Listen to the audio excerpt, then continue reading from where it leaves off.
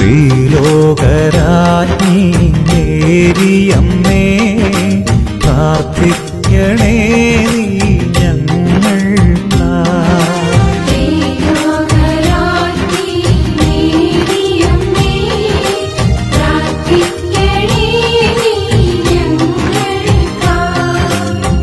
നീ നിൻ തിരുസവിധേ മുത്തുകുത്തും പാപങ്ങളിവർക്കായി പ്രാർത്ഥിക്കണേ.